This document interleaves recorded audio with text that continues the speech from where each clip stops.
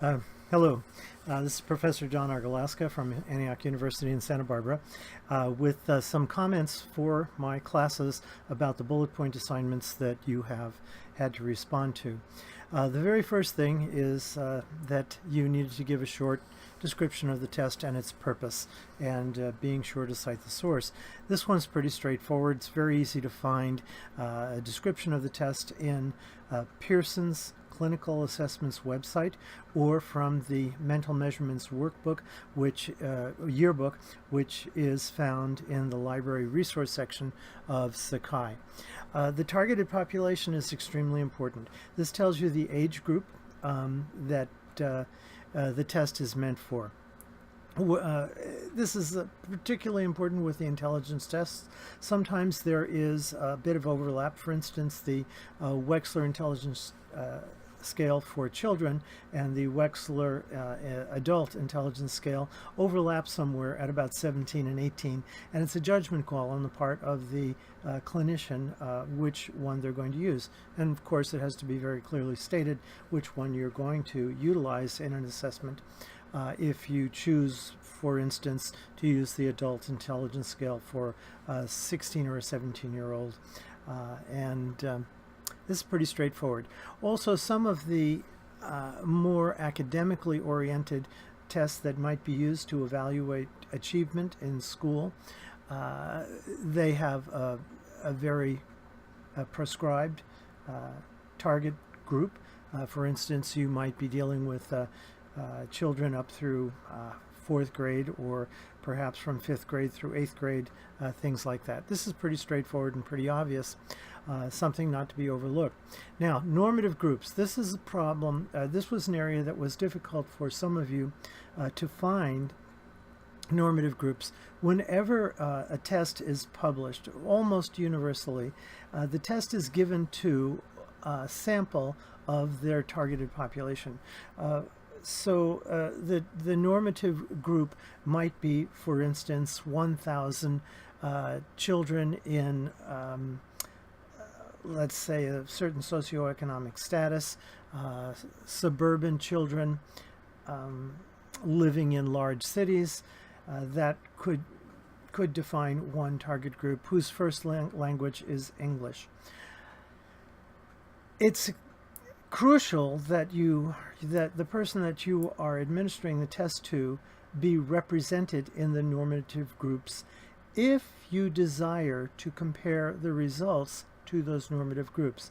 Now, there might be some occasions where you don't need to compare the results to a normative group, that you might be able to take diagnostic information from a test, for example, that could be useful if there was no normative group in existence.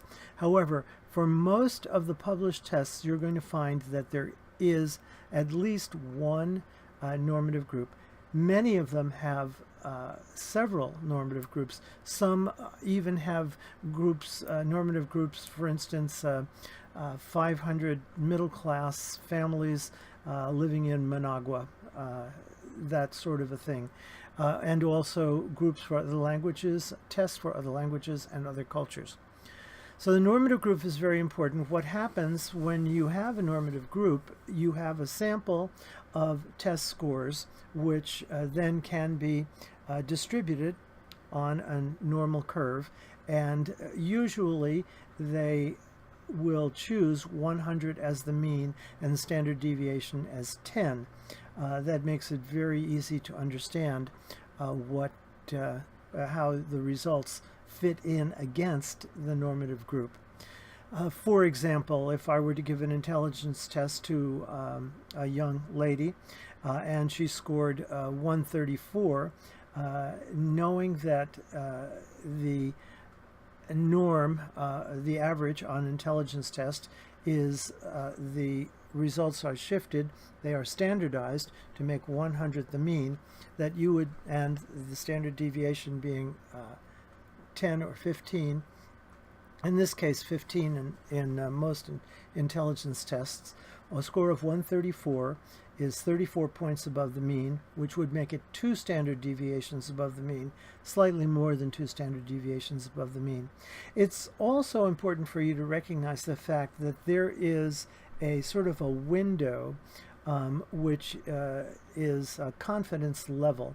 And if you have a confidence level that's high, you're going to have a broader window. So, for example, with a 134 score and a confidence level of 95%, you might have to say that this score falls definitively, we could say, for use in comparing to the normative group, between 6 points below perhaps and 6 points above. That would be your confidence level. So a score of 134 would have a confidence level that would go from 128 to 140, and you could be confident in comparing this individual to that range of scores in the normative group. Nice thing about normative groups is you can exploit the characteristic of the Gaussian distribution, another word for the normative curve, the normal curve. You know that at 2 standard deviations above the mean, that score, more than 2 standard deviations above the mean, is higher than 97.5% of the scores results from the normative group to which you are comparing this person. So it's very, very important to make sure that the client who you are assessing is represented in the normative group. It is extremely important to take into consideration first language and culture as well.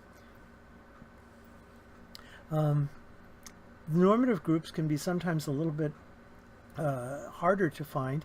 Often they're mentioned in Pearson's Clinical Assessments website in the descriptions of the test, but you might have to do a little bit of research beyond that to find out if a particular test is suitable for a client that you would like to administer it to.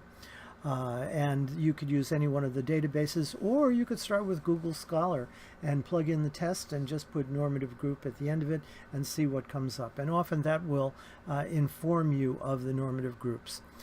How are the results presented? This is a matter of what statistics the people who have published the test and put it together, how they present the scores to be utilized by you, the clinician who is giving the test. So those things need to be mentioned. Those are relatively straightforward and easy to find. Method and amount of time to administer, that's often paper and pencil, sometimes web-based, needs a computer. You would need to know whether your client is computer savvy and is comfortable with working on a screen and responding to a test like that if you were to give it an online version. Almost all of you have taken the 16PF, which is a completely online-based test with a huge database of normative groups, and the results are generated by computer as well. It's really quite an astonishing tool, and other tests do have the same sort of capability. So paper and pencil, online, how is it going to be administered? Rather obvious, straightforward. The training required, Pearson's Clinical publishes A, B, or C level qualification, A being the one with the lowest qualification, C being the highest. That's very straightforward. There are training webinars on file that have been recorded by Pearson's for your use. And so if you find yourself in your practicum at some point under supervision, being able to utilize some of these instruments with supervision, you can use them if you have specific training. For instance, level C requires a doctorate or specific training by an organization that is appropriate for providing training for that. In all cases, it is your level of competence, your scope of competence, that determines whether or not you are able to utilize that test. You may have a doctorate, but still may not have the training in, say, one of the Wechsler intelligence tests. They're quite tricky to and quite demanding to be able to do accurately. It does require some training specifically. So even if you had a doctorate and you were a licensed clinician, you might not have the level, the scope of competence to administer that test. Now, who are they culturally appropriate for?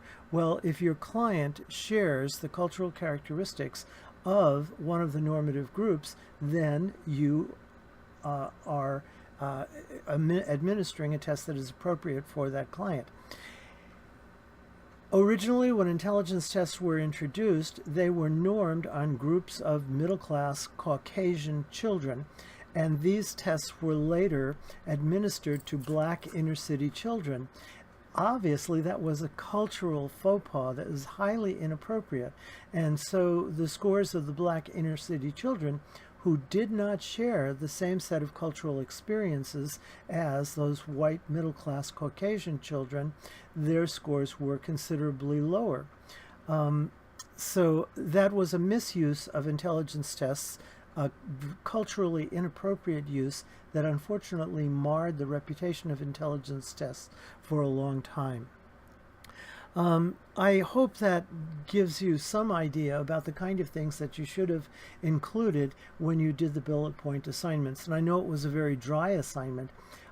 I had mentioned in several of the classes that perhaps it might not seem so dry if you consider that you're going to be running across some of these tests in the files of the people, the clients that you're going to be dealing with in your practicums and in your practice later on. That's about it. The other aspect of this is that this would give you experience in looking at the characteristics of some tests that might be used in a mock assessment. So I hope that helps. Don't hesitate to ask any questions about the assignment, or if you would like some more specific information regarding the nature of the material that you put down. If you did find a test that does not have a normative group and so stated, that's fine. Some of the assignments came back stating that there was no normative group, but the student just hadn't dug deep enough to find those normative groups. And again, Google Scholar, the Antioch databases do reveal a plethora of information concerning normative groups. All of these items are things to consider if you intend to use assessments with clients in the future, and that was the reason for this test, to familiarize you with both some instruments and also to give you some criterion for their use with your clients. So thank you for your submissions, and I trust all of you will be anxious to utilize some of these assessments with clients down the line in your practicums. Take care.